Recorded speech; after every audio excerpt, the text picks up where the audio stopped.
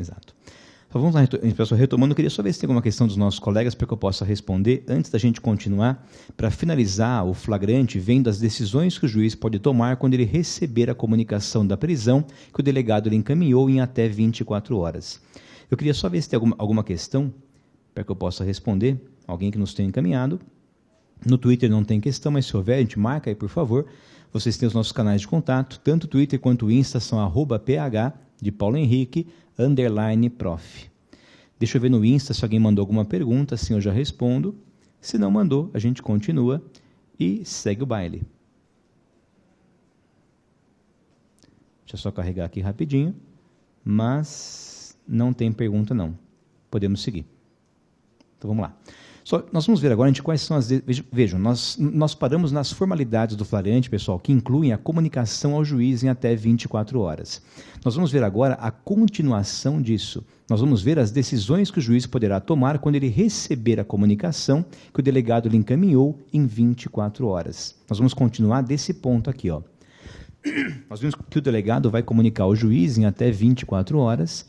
Nós vamos ver, ó, o que o juiz fará quando ele receber a comunicação. Tá joia? Nós vamos continuar desse ponto no próximo quadro. Porque aqui estará encerrada a prisão em flagrante.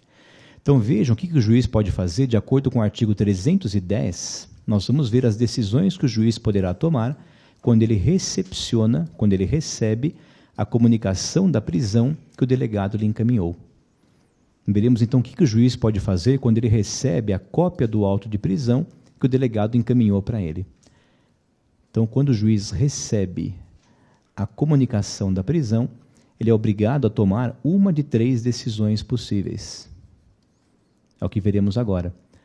São as decisões que o juiz tem que tomar quando ele recebe a comunicação da prisão em flagrante, já que a lei impõe ao juiz a tomada de uma das decisões que veremos agora. E tem que saber, pessoal, o que o juiz pode fazer quando ele recebe a comunicação. Qual que é a primeira coisa que o juiz faz, de acordo com o artigo 310 do CPP, inciso 1? Ele vai, pessoal, o primeiro exame que o juiz faz seria qual? O primeiro exame é ver se, nesse caso, é caso de relaxamento. O juiz tem que ler o auto de prisão e ver se tem alguma ilegalidade. E se houver ilegalidade, ele faz o quê? Ele primeiro constata se é caso de relaxamento da prisão. Se for caso de relaxamento, o juiz relaxa e acabou, e já coloca em liberdade. Então ele tem que ver primeiro se cabe relaxamento da prisão. Mas o relaxamento pressupõe, gente, qual o requisito? O relaxamento pressupõe que haja uma ilegalidade. O inciso 1 já fala que o juiz relaxará a prisão em flagrante ilegal. Então só se a prisão for ilegal é que o juiz vai relaxá-la. Se a prisão for ilegal, ela tem que ser desconstituída, desmanchada ou relaxada. Relaxamento é desmanchar um ato ilegal. Tá bom? E quem nos fala isso não é só o CPP. Quem nos fala isso é o próprio artigo 5º da Constituição. Você encontra isso já na Constituição Federal, no artigo 5º, inciso 65. O LXV. Ele fala que o juiz relaxará a prisão ilegal. Então esse é o pressuposto do relaxamento. Se a OAB disser que a prisão contém uma ilegalidade, qual é o comportamento adequado do juiz? Se contiver uma ilegalidade, ele relaxa. O que é ilegal tem que ser desmanchado, desconstituído ou relaxado. Tá bom? Agora, se o juiz vir que o delegado, pessoal, formalizou a prisão de maneira perfeita, e se ele vir que nesse caso não tem ilegalidade alguma, que a prisão foi legalmente formalizada. Se a prisão for legalmente formalizada, não cabe relaxamento. Aí, se não couber relaxamento, abrem-se ao juiz 2 possibilidades excludentes que veremos agora. Tá? Então, o que ele pode fazer se não couber relaxamento? Se ele vir que a prisão foi legal, ele não pode relaxar. Se não puder relaxar, ele fica agora entre 2 opções que se excluem. E veja o que diz o inciso 2, gente. O que o juiz pode fazer, gente, se ele entender que a prisão é necessária no caso concreto? Se entender que é necessário manter a pessoa presa, ele pode manter a pessoa presa em razão do flagrante? Ele pode, hoje em dia, pessoal, manter o flagrante após tomar conhecimento da comunicação ou não pode? Pessoal, não pode. O juiz não pode, gente, nunca mais manter o flagrante. Se ele entender que essa prisão é necessária, o que ele pode fazer, o que é? Já que ele não pode manter o flagrante inicialmente realizado. O que ele pode fazer, de acordo com o 310, inciso 2, é converter o flagrante em prisão preventiva. Mas ele pode, se a prisão se afigurar necessária, ele pode converter o flagrante em preventiva e, a partir de agora, se continuar preso, quem o mantém preso é a preventiva e não mais o flagrante. Tá? Ele continua preso, sim, mas ele continua preso por outra prisão, por outra espécie de prisão cautelar. Tá claro? O flagrante, pessoal, quando comunicado ao juiz, o juiz não pode mantê-lo como fazia antigamente. Tá? Se a prisão for necessária, ele vai converter o flagrante em preventiva e continua preso pela preventiva, mas não pelo inicial flagrante realizado pela autoridade policial. Tá bom? Então marquem aí a segunda opção, que o juiz pode, se a prisão for necessária, o que ele pode fazer é converter,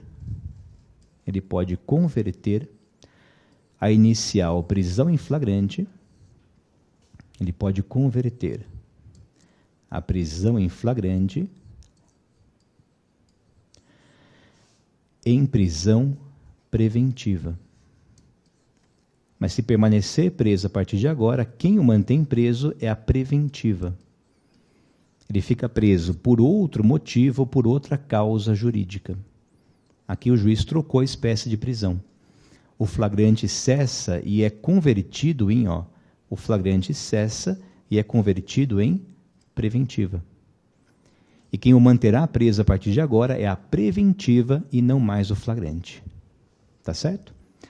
Agora, se o juiz entender, gente, que a preventiva é desnecessária nesse caso, se ele vir que essa prisão é desnecessária, ele vai, pessoal, manter preso ou ele vai soltar? Se o cara acabou de ser preso, ele ainda é presumidamente inocente, o que o juiz faria se ele constata que a prisão é desnecessária? Só se a prisão não for necessária, o juiz não vai manter preso de maneira desnecessária quem é presumidamente inocente. Se ele vir que a preventiva é desnecessária, o que ele faz por exclusão? Se a preventiva não for necessária, ele não só pode, como deve, conceder liberdade provisória, podendo impor nela outras cautelares diversas. Tá bom? Olha só, aí você entende, pessoal, aí a gente preparou lá atrás, pessoal, o que era a liberdade provisória para você entender aqui. Que se a preventiva não for necessária, o que ele faz? Ele aplica cautelares mais brandas dentro da liberdade provisória que ele vai conceder nesse instante. Tá? Então vejam só, se a preventiva não for necessária, o que ele faz de maneira alternativa? Ele ou converte em preventiva ou não só pode, como deve, conceder liberdade provisória. Mas aqui é uma coisa ou outra. Ou converte em preventiva ou coloca em liberdade provisória com outras cautelares diversas da prisão. Então aqui o juiz não só pode, como deve, conceder liberdade provisória, podendo aplicar dentro dela aquelas cautelares dos artigos 319 e 320. Mas ele será posto em liberdade com outras restrições, mas não preso. Mas aí caberia liberdade provisória com cautelares diversas. Tá certo? Mas aqui, gente, é uma coisa ou outra. No fundo, o juiz tem que se perguntar, a preventiva é necessária? Só se for necessária, converte nela. Se não for necessária, ele não só pode, como deve, conceder liberdade provisória. Tá ok? Mas o que está em jogo aqui... Oi? Só não, ele vai conceder, tá? No fundo, o flagrante será substituído por liberdade provisória. É uma relação de troca. Tá ok? É diferente do relaxamento. No relaxamento, você desmancha. Você não vai trocar. Tecnicamente falando. Tá bom?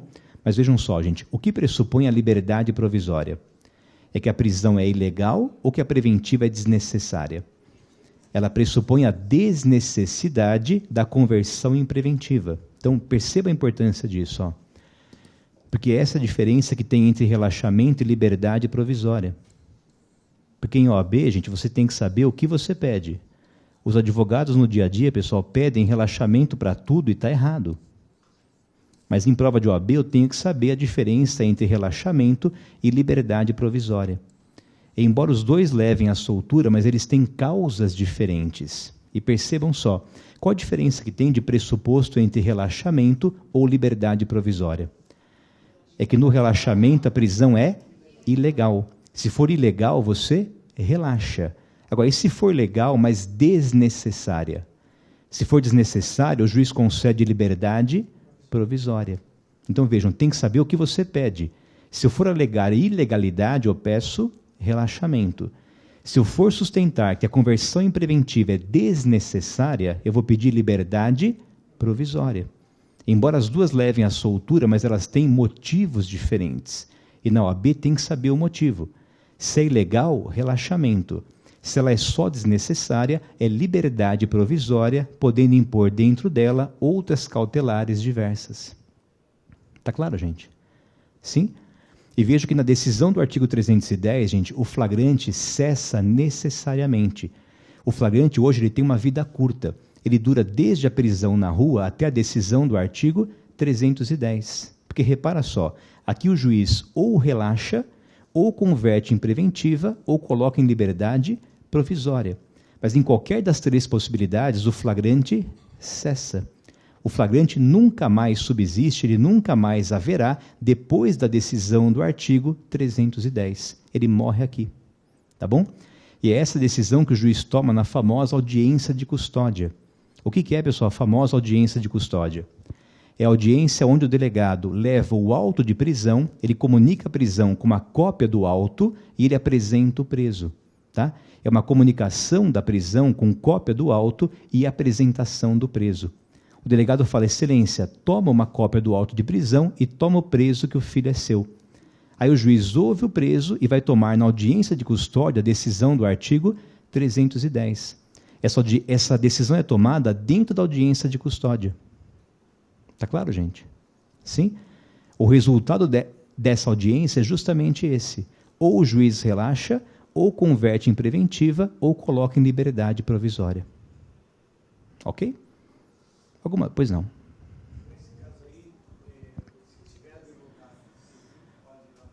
Pessoal, na audiência de custódia, gente, é obrigatório que haja defensor.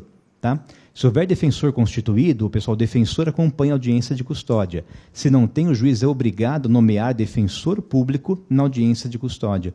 Porque nessa audiência o juiz vai ler o auto de prisão, cuja cópia ele recebeu na comunicação, ele vai pegar o auto de prisão que lhe foi comunicado e vai ler. Aí ele ouve o preso, depois ele ouve o MP, que pode requerer o que quiser, que pode requerer qualquer dessas três decisões, e ouve o defensor.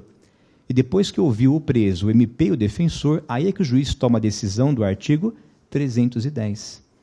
E nessa audiência é obrigatório que haja um defensor, ou constituído, ou se não tiver, o juiz é obrigado a nomear defensor público para a audiência de custódia.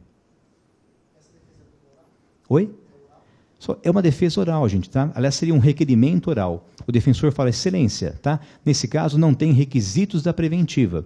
Se não tem requisitos para a preventiva não é necessária, conceda liberdade provisória com outras cautelares mais brandas. Tá? Mas a defesa requereria o quê, gente? O que você requer em audiência de custódia? Porque essa é a pergunta da OAB. Depende. Se eu for alegar uma ilegalidade, eu peço para o juiz relaxamento.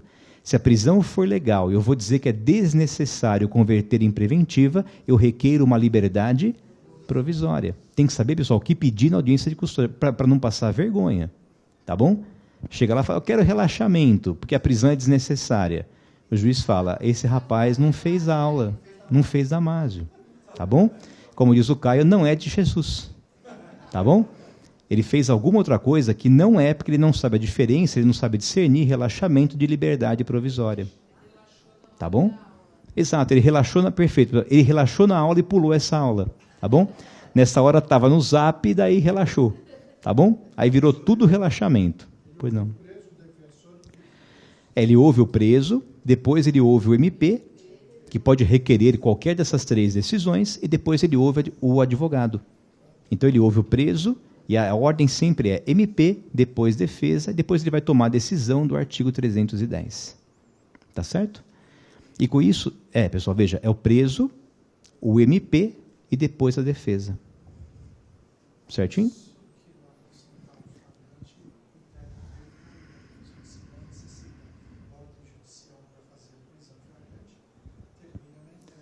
Exatamente, só vejam, qual a importância, por que tem tanta importância a comunicação ao juiz? Que a comunicação para o juiz compensa a falta de ordem judicial. Como o juiz não pôde ver a prisão antes de ser feita, que veja logo depois. A comunicação para o juiz é uma compensação pela falta de exame judicial prévio. Se não houve apreciação judicial antes, que haja logo depois. Tá bom? É justamente essa a ideia. Tá claro? Beleza, gente? Nós fechamos com isso, então, completamente o flagrante, porque vimos desde o começo até a cessação dele com a decisão do artigo 310. Então, o flagrante morreu. Tá? Nós vamos começar a estudar a partir de agora, gente, a preventiva e a temporária em paralelo. Como a AB pergunta a diferença das duas, nós vamos já estudar as duas lado a lado, já focando nas diferenças, para ficar mais fácil. Tá bom? Então, vamos lá.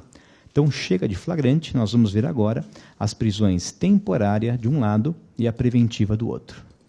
Então, eu vou colocar do lado esquerdo do ringue aqui, ó, a prisão temporária. Nós veremos a prisão temporária do lado esquerdo, porque ela é sempre mais restrita, essa é a lógica. Tá? Na comparação, nós vamos ver que a temporária sempre é mais restrita e a preventiva sempre é mais ampla em tudo. Só que a temporária você não encontra no código, cuidado. Essa prisão você encontra em uma lei especial, que é a Lei de Prisão Temporária, que é a Lei 7960 de 89. Essa está, portanto, fora do Código de Processo Penal. Ela vem numa lei extravagante, que é a Lei 7960 de 89. Eu vou passar um traço aqui para dividir, e nós vamos ver do lado direito do quadro a prisão preventiva. Mas a preventiva ela já está desde 41 lá dentro do CPP. Você encontra facinho a preventiva nos artigos 311 a 316 do Código de Processo Penal. Essa aqui você acha fácil lá dentro do Código mesmo, nos artigos 311 a 16. Tá? Só que antes de vermos, pessoal, as diferenças, é importante que você veja quais são as semelhanças. Eu só vou, gente, comparar, eu só vou diferenciar coisas que são, no mínimo, semelhantes. Eu não vou, pessoal, diferenciar um tomate de um macaco. Por quê? Porque não tem porra nenhuma a ver um com o outro, pessoal. Tá? A gente diferencia coisas que são aparentemente semelhantes. Tá? O que tem pontos de contato é que tem que ver as diferenças. Tá certo? Então, pessoal, o que tem em comum entre a temporária e a preventiva? Nós vimos já, as duas são espécies de que gênero? As duas são espécies de prisão cautelar, ou processual, ou provisória. Isso a gente já viu. E qual que é o outro ponto de contato entre elas? É que a partir de agora, toda e qualquer prisão depende de ordem judicial. Então essas duas, quem decreta sempre é o juiz. Então marca aí. O que elas têm em comum é que as duas dependem de ordem judicial. A partir de agora, a prisão, quem decreta é o juiz, necessariamente. Então, isso é que elas têm em comum. Agora, sabendo o que elas têm em comum, agora veremos as diferenças. E qual que é a primeira diferença marcante entre a temporária de um lado e a preventiva de outro? É o momento em que essas prisões caberão. Pessoal, em que momento da persecução, em que fase caberá a prisão temporária? A prisão temporária é uma prisão que foi criada para a investigação. Então, a temporária só cabe durante a fase de inquérito. A temporária está restrita à investigação, ela só vai caber, portanto, na fase de inquérito policial. Ela nunca pode avançar para a fase seguinte da ação. Então, a temporária só cabe na primeira fase, que é a fase de investigação criminal, ou seja, só cabe no inquérito policial. Você nunca verá a prisão temporária na fase do processo. Porque a temporária está confinada ou está restrita, o cercadinho dela é o inquérito policial. Ela é uma prisão para fins de investigação e só cabe nela investigação criminal. Tá ok? Então, pessoal, cuidado. Se o OAB disser que ele está preso, gente, durante a ação penal, essa prisão só pode ser qual? Então, se a temporária está restrita ou confinada ao inquérito, pessoal, se ele estiver preso durante a ação penal, só pode ser preventiva, nunca mais temporária. A temporária só é cogitável dentro do inquérito, ela não sai do inquérito policial. Tá ok?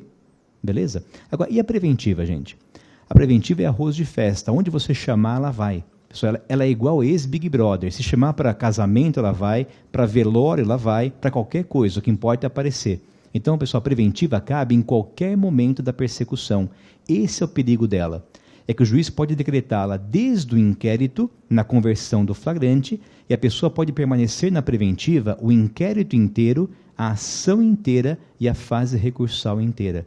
Ela cabe, portanto, em qualquer momento. Ela cabe desde o inquérito até a fase recursal. Pessoal, exemplo clássico, ex-goleiro Bruno. O cara está preso há 7 anos e meio desde o inquérito na preventiva, esperando julgar a apelação. Ele ficou preso o inquérito inteiro, a ação penal e está esperando julgar a apelação na fase recursal. A preventiva cabe, então, em qualquer momento. Tá bom? Vamos marcar isso? A preventiva, nesse ponto, também é mais ampla, que o juiz pode decretá-la em qualquer momento da persecução. Oi. Ela cabe em qualquer momento da persecução, desde o inquérito até a ação penal, até a fase recursal. Pode falar. Só não entendi. Por que o juiz converte, às vezes, da temporária para a preventiva?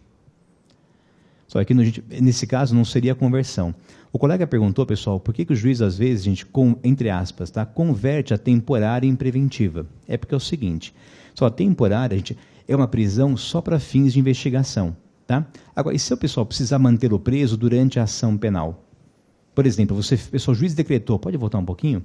Ele decretou a temporária durante o inquérito, mas acabou o inquérito policial e eu quero mantê-lo preso porque a prisão dele ainda é necessária. Eu faço como, gente? Se a temporária está restrita ao inquérito e o MP ofereceu denúncia, estamos caminhando para a ação penal. Só se eu quiser mantê-lo preso, o que eu tenho que fazer, gente? Eu tenho, pessoal, que decretar a preventiva, porque só a preventiva pode invadir ou pode entrar na fase da ação penal. Então, o que se fala nesse caso é que haveria uma sucessão, não é uma conversão. Tá? Em doutrina, se fala que teria uma sucessão entre a temporária e a preventiva. Tá ok? Ele ficou preso na temporária no inquérito, depois decretou a preventiva e assim permanece até a fase recursal. Tá ok? Belezinha? É que o juiz pode muito bem decretar, veremos já em relação ao prazo, primeiro a temporária, fim do prazo, ele pode decretar a preventiva na sequência. Por isso é que seria chamada sucessão, mas não tem esse nome em lei. É uma expressão doutrinária. É a sucessão entre temporária e preventiva. Tá claro? Pessoal, tecnicamente não se fala em conversão. A lei usa o termo conversão quando se fala de flagrante para preventiva. É o termo legal. Em doutrina, se fala que a temporária e a preventiva seria uma sucessão. É uma depois da outra. Tá bom? Até porque a temporária, acabando o prazo, ela cessa sozinha. Se ela cessou, você não está convertendo. Já tinha acabado uma quando sucede a outra. Tá? Pois não.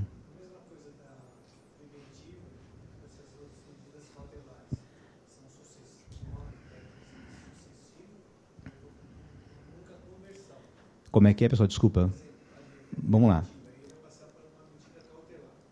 Então, vejam, cautelar, elas são todas, tanto a preventiva quanto as diversas da prisão. Ah, tá, pessoal, vejam. Então, a domiciliar, ela é substitutiva. E essa é a expressão que usa o artigo 318 do CPP. O 318 fala que a preventiva pode ser substituída pela prisão domiciliar. Mas aí é uma substituição. Tá bom? Pessoal, mas, gente, não esquenta tanto a cabeça com isso. O que importa é saber a nomenclatura legal. E aí o caso do flagrante em preventiva é que a lei chama de conversão. Tá bom? A sucessão é a expressão doutrinária, esquece ela para fins de OAB. Tá bom? Eu só comentei porque o colega perguntou. Mas para a OAB o que importa são os termos legais. E aí o termo legal no flagrante, no 310, inciso 2, é converter o flagrante em preventiva. Tá? Agora, a domiciliar, ela seria uma substituição da preventiva por uma domiciliar. Tá? Mas aí é substituição. Oi? Pessoal, exato, é o caso de presa gestante, é o caso de mulher com filho menor de 12 anos, é o caso de pessoa maior de 80. Aí você vai trocar a preventiva por uma domiciliar, na substituição eu coloco a domiciliar. Tá bom? Beleza, gente? Pessoal, a tornozeleira, como nós já vimos, é o 319, inciso 9, é uma cautelar diversa da prisão. Pessoal, vejam, a tornozeleira é uma cautelar diversa da prisão, ele está em liberdade provisória. Não está preso. Tá? Ela é considerada diversa da prisão. Ok? Belezinha? Vamos lá? Então, pessoal, vejam, qual a diferença principal, então, entre temporária e preventiva? É o momento em que são cabíveis. Temporária só no inquérito. Preventiva cabe no inquérito, ou na ação, ou na fase recursal. Então, pensa assim, no inquérito as duas são possíveis. Agora, fim do inquérito, dali para frente, só pode ser prisão preventiva. Tá joia? Se a OAB disser que encerrou o inquérito e ele está preso, só pode ser preventiva, nunca mais temporária. Tá? Diferença 2, pessoal. Vejam, quem decreta as duas? É o juiz, mas temos que saber de que forma ele pode decretar. O que se pergunta em OAB é se o juiz pode decretar de ofício, por sua própria iniciativa, ou só se provocado por alguém. É o que veremos agora. É a forma como o juiz decreta, se pode ser de ofício ou não. Vamos ver isso então. Diferença 2. Então, ambas é o juiz que decreta. Nós temos que ver como ele pode fazê-lo. Se ele pode decretar de ofício ou não pode. E aí depende da prisão. É uma outra diferença. Ó. Se for prisão temporária, ele pode decretar de ofício ou não? Não, nunca, jamais. Então marca aí. A temporária é que o juiz decreta no inquérito, o juiz nunca pode decretar de ofício. A temporária ele nunca decreta de ofício, jamais. Só se provocado pelo delegado, como nós veremos, ou pelo MP. Mas a temporária, o juiz nunca decreta de ofício. E aqui é nunca mesmo, não tem exceção. A temporária nunca será decretada de ofício. O juiz só pode decretá-la se provocado por alguém. E esse alguém seria quem, gente? É o delegado ou então MP. Vamos ver então quem pode provocar o juiz a decretar a temporária durante o inquérito. Ele pode decretá-la? Lógico que pode, mas pode se provocado por um desses dois atos. Ó. Só se provocado por representação. A lei fala em representação da autoridade policial. Então, a provocação que o delegado faz, a lei chama de representação. É a representação da autoridade policial. Todo delegado pode representar por essa prisão, provocando o juiz a decretá-la. E como que se chama a provocação do MP, gente? O delegado representa por essa prisão, o MP requer. O do MP se chama requerimento. Mas o juiz só pode decretar a prisão temporária se provocado por representação do delegado ou por requerimento do Ministério Público. E que a depender de quem provoca, muda o nome do ato. O delegado faz representação, o MP formula requerimento. Mas o que importa é, ele só pode decretar temporária durante o inquérito se provocado por quem? Ó? Eu vou pôr em rosinha. Só se provocado ou pelo delegado ou pelo MP. Mas de ofício ele nunca decreta jamais a temporária durante o inquérito. Ok? Tá claro, pessoal? Agora, e a preventiva? Eu posso pensar em decretar preventiva de ofício ou não posso? Sim, pessoal, mas cuidado, não é sempre. A preventiva, o juiz pode decretar de ofício? Pode, mas veja quando.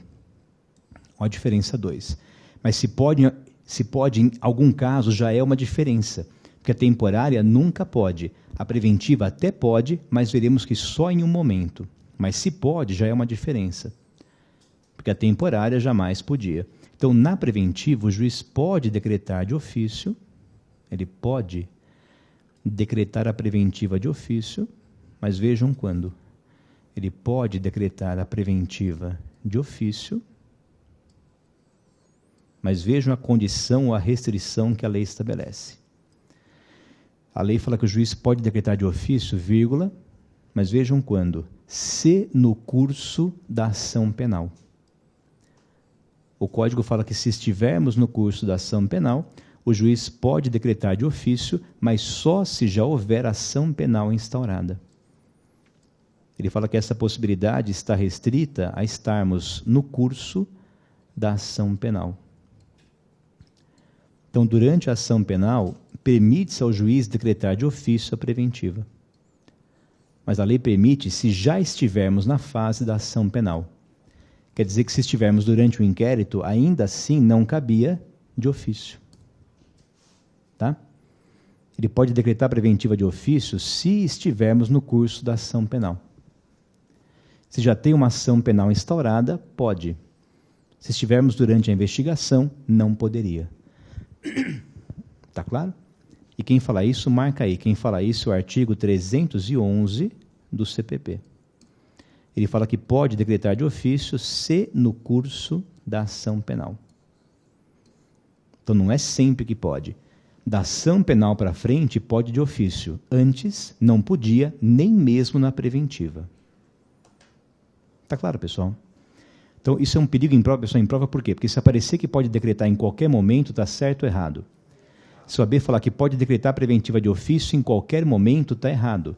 Ele pode ser no curso da ação penal, tá bom? Se já instaurou a ação penal, pode. Enquanto for investigação, não poderia. Beleza? Tá? E diferença, pessoal, terceira e última, qual que é? É o prazo. Pessoal, essas prisões, quando o juiz decreta, é com prazo ou sem prazo? Só o nome já fala. Por que a primeira se chama temporária? É porque o juiz já decreta com tempo certo. Na temporária tem prazo pré-estabelecido, o juiz já decreta com prazo pré-fixado de antemão. E que prazo que é esse, então? É o que temos que ver, ó. Temos que recordar qual é o prazo pelo qual o juiz decreta temporária durante o inquérito. Porque o nome já diz que se é temporária é por tempo certo, mas que tempo que é esse? É o que o AB ama perguntar. É a diferença 3, é qual é o prazo da prisão temporária quando o juiz a decreta. Quando ele decreta, como regra, é pelo prazo de 5 dias. Então, o tempo da temporária é 5 dias, quando o juiz decreta é por até 5 dias. E esse prazo permite uma só renovação por igual período.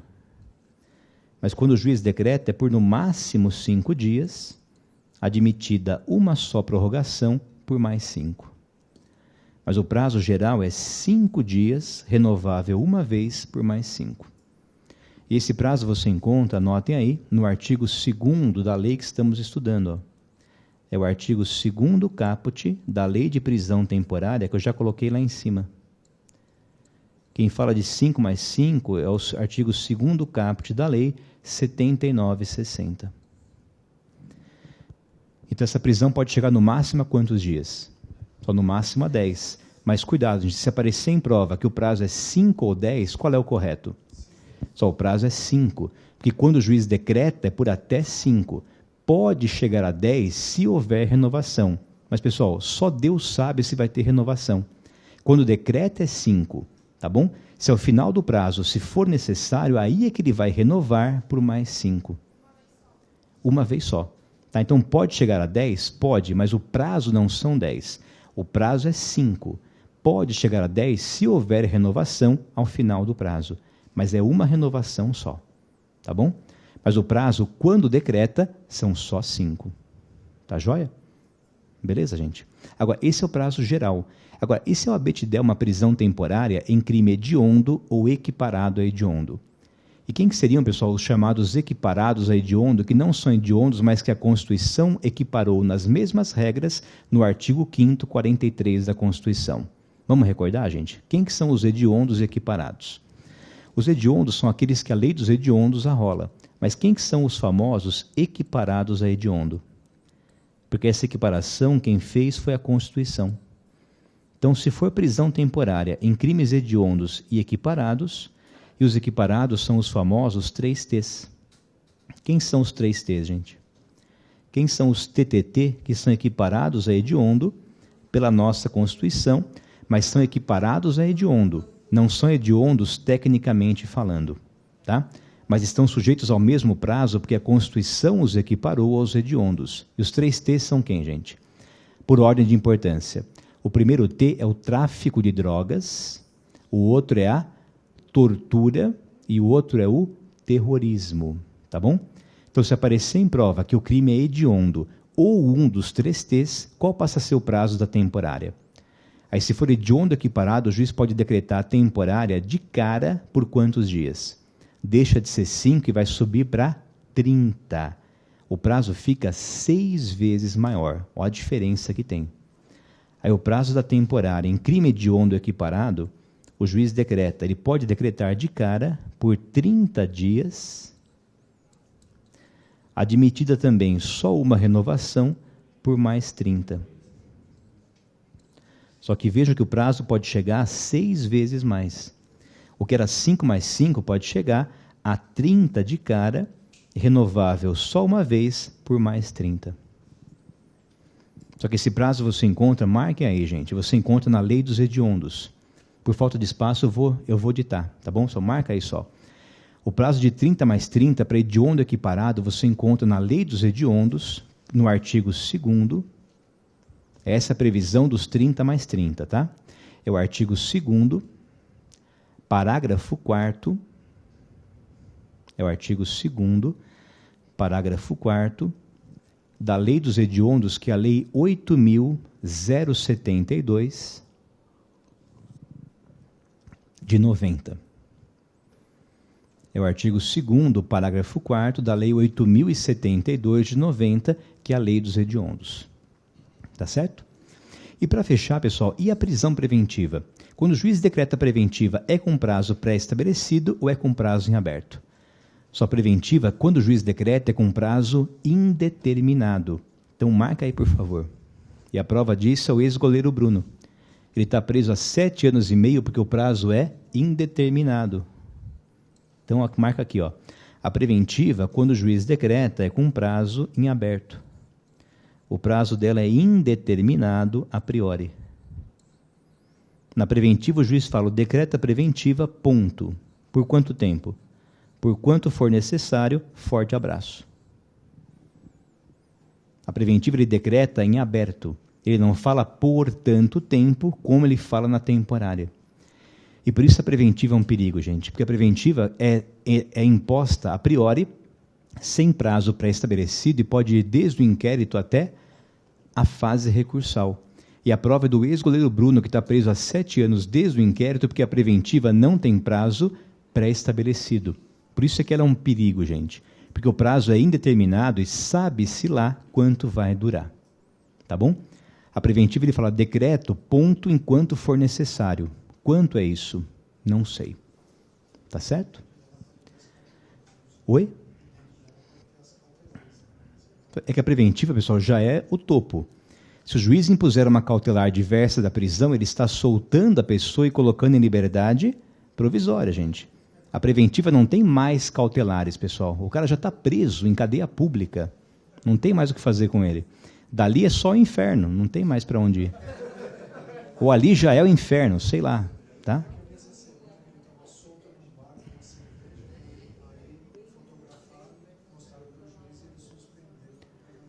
Ah, pessoal, mas vejam, a hipótese do colega é a seguinte, o cara estava em liberdade provisória, aí ele descumpriu as obrigações que o juiz impôs, aí porque descumpriu as cautelares diversas da prisão, é que o juiz decretou a preventiva.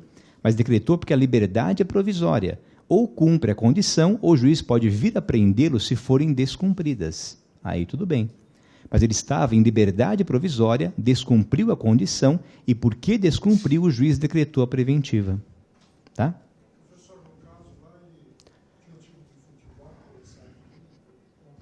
Como é que é? Ah, pessoal, do ex-goleiro Bruno, gente. Só, então, tinha um time interessado, contratou, pessoal, mas o problema é o STF mesmo entendeu que tinha excesso de prazo, que não é razoável alguém ficar preso 7 anos e meio sem ver julgado uma apelação. Ele está 7 anos e meio na preventiva. Ele é, portanto, presumidamente inocente, está preso há 7 anos e meio. Aí o STF soltou. A imprensa caiu matando, ninguém teve peito de segurar e prendeu de novo. O STF se acovardou diante da imprensa e prendeu de novo. Tá? Ah, tá, pessoal. Não, eu estou dizendo aquele caso anterior. Só aquele primeiro. em que soltou, aí tinha um clube, ele começou a jogar, começou a voltar, né, pessoal, a voltar à vida, e daí prendeu de novo. Ah, mas ele é culpado. Tá bom, se é culpado, então julga a apelação e faz execução de pena provisória. Mas julga a apelação logo. Não mantém preventiva ad eternum. Tá? Pois não.